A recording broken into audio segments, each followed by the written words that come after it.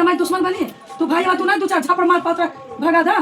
हां भौजाई अब कलंक हमारा तो ये भौजी चढ़ा मरनी है। तू चल जा तू भाई हम भौजाई हम मन का मार दे तो यह कहीं कि भावक रहते हुए भौजाई मन ये बहुत बड़ा कलंक लगे। ऐसा बात सुन साधारण माई से आज बात करो एकरे मंजू माई से बात कर या फिर भाई से बात कर। मंजू ना सुने ली कहीं हमारी बेटी गलती नहीं है। तू पकड़े सलोनिया अरे कैसे तू सलोनिया के माला जपे लो जाऊं टाउन धान टाउन सलोनी ना जब के कर जब जाए ऐसे सलोनी तक खड़ा। बिल्कुल सही बोल रही हैं आप। नीचे नहीं जाती हैं तो ये मंजू और साधना जी और ये उसका क्या नाम है, नाम नहीं याद आ रहा है, वो लोग आपके खिलाफ षड्यंत्र रचती हैं। क्योंकि मैं जब वहाँ पे थी तो जाती थी कभी कभार नीचे चली जाती थी तो आप ही लोगों के बारे में बात करते हुए मैं सुनती थी उन लोगों को, और अच्छाई नहीं बुराई ही करती हैं। अब देखिए इसी सब का चिंता करके सलोनी का तबीयत भी ख़राब हो गया है और आपको भी आज बुखार लग गया था, आप बता रही थी जब हम कॉल किए थे। इसीलिए बोल रहे हैं कि टेंशन वेंशन मत करिए उन लोगों के चक्कर में। छोटे वाले अंकल जी आए हैं,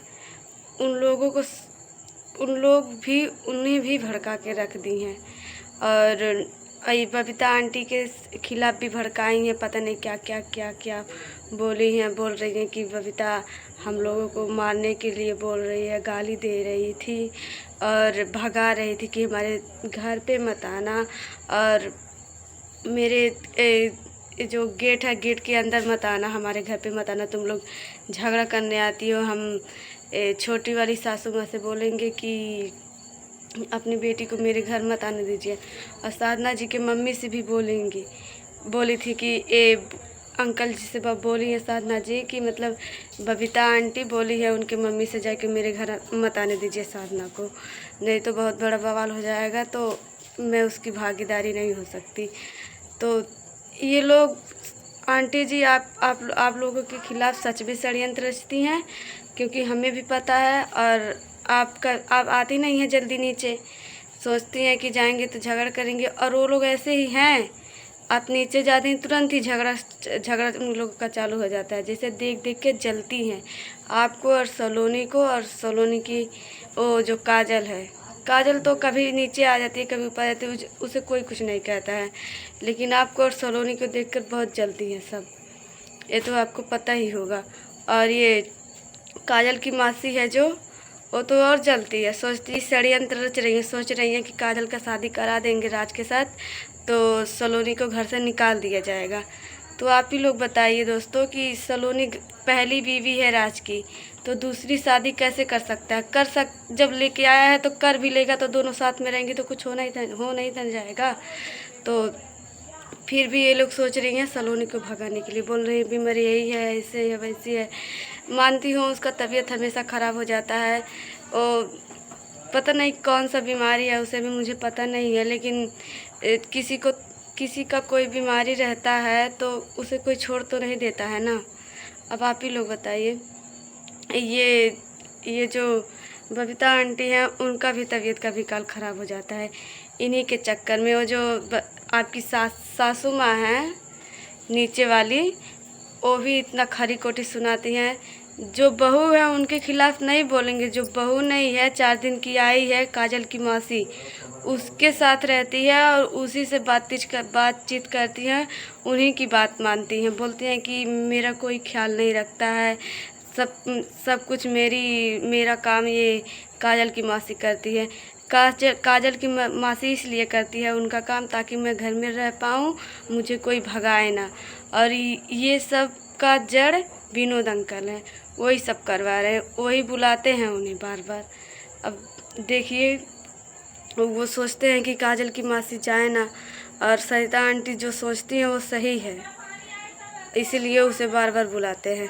अब देखिए मोहिनी भी आ गई है बीच में। अब मोहिनी का क्या काम था जो वो भी आ गई। पहले तो खदेरी गई थी, सरिता आंटी मार के खदेरी थी उसे, लेकिन वो भी ताबड़तोड़ झगड़ा करके गई, धमकी देकर गई थी। फिर भी पता नहीं क्यों एक ही बार कहने पे तुरंत आ गई, और वो भी विनोद अंकल ही लेके आए हैं उसे। अब सोचिए इन सब का चक्कर क्या है। खराब हो गए।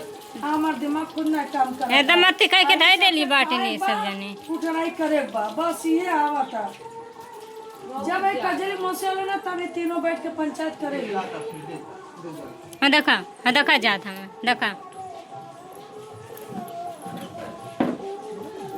देखा तीनों मिली बाटे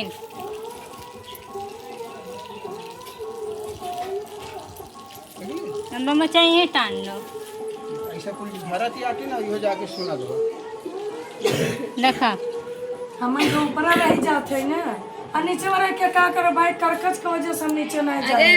हम पगला गए हैं ये इन्होंने घरे हमरे ना आओ तो कोनो झगड़ा बवाल होने यह चाहिए तो बतिया देखा सब सब कर देते हैं कि नहीं घर आवा हमार घर। खराब भइल है नहीं की वजह से। काहे हमरे ऊपर तो उंगली उठा दी कजरी भाई मोसे बोलौला तू हम ना बोलौली अब की हम ना बोलौली रे मौसी का वो बोलौले मंजुआ बोलौले मम्मी बोलौले पहले आखिर रहिए तू ही देखोले बाड़ा मैं तो रास्ता में ना देख ले होती तब कही दे इज्जत से हट जाओ बैठ के पंचायत ना करें मम्मी ना कहले हम ना बोले हैं बोल के जाता हूं से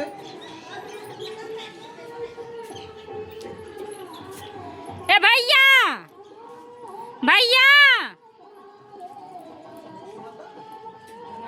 वो ना सुना था मैं ए मंजुआ भरेला तान पहचान बताई अगर कुछ कहिए तब है देखा भरत ही आठ इनको देखा घुसकत नहीं है और का सुनात नहीं बका सुनात बा सब कुछ दिखत बा सुनात बा भर ले मौका मिलल बा जितना भर पा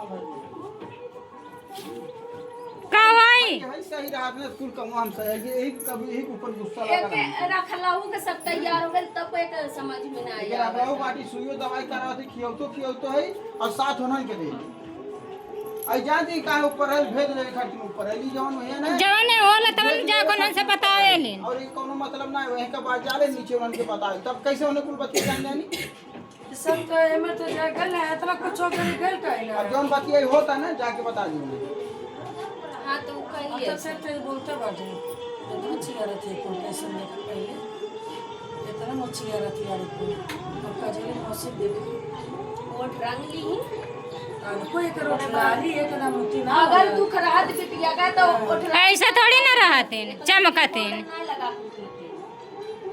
पता नहीं कौन कारण है बाटे सलोनी की तबीयत खराब करते बाटे भल आज समय पहले पता इंसान सुबह उठ के हम तो खाना बना देले बुढ़िया का सांस सुबह उठ के उठलाली लगा ली क्रीम पाउडर चल जाई वीडियो बना देखा हम अपने घर के मन की गलती दे मैं सब कहा था 500 सदनों के और एक 3 महीने घर से हटा दे घर में शांति बोल रहा जो लेना रहे सब तो शांत हमारा वह तो 2-3 दिन शांत रहले ना घर तो एकरे वजह से नहीं तो करा इतना खान में सलोनी की तबीयत खराब हो गई ज्यादा कुछ दवाई कहिए, ना कुछ करता हो, असर तब कहिए करता वही। बताओ रे ओके कुछ कराल बका कुछ ले खियौली उते मुंह कुछ कर वो जवान ले पड़ला तब हां जवान के उनका मौसी डाला हुआ है उन्हें दे ली है हमें तो ऐसे शक लगाते हैं हमसे लगा था कि बहुत भयंकर बवाल होगी वही हमो के होते लगा था पिछला होता ऐसा कुल भर के मरोले रानी है और फिर कुल अस्थिर भारत में